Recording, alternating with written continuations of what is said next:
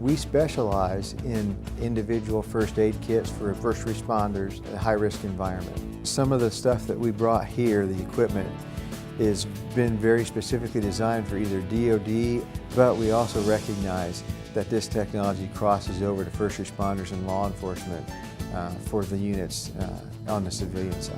We brought that in small kits, medium and large backpacks to include the protective equipment required to keep them safe in a denied environment. This is fortunately the second time I've been here, and I've really enjoyed it. But we've interacted with the Air Force Special Operations Command, the Special Tactics and Response teams for the State of Ohio Corrections, and several of the other military-specific units have come out here to take a look and to see what we're doing and hopefully show off some of the goods to them and see if it fits their niche or if there's anything that we can customize for them. So it helps increase the connectivity and the word of mouth, and so possibly everybody benefits from the technologies that are here and how to improve them.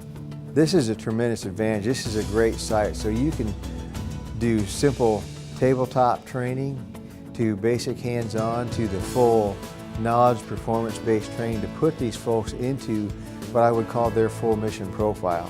They've got such a great facility. They can do confined space, denied areas. They can work in the dark. They can work in different situations that they normally wouldn't get to practice or train in, but the reality is those would be the situations that they would have to actually work in should something happen.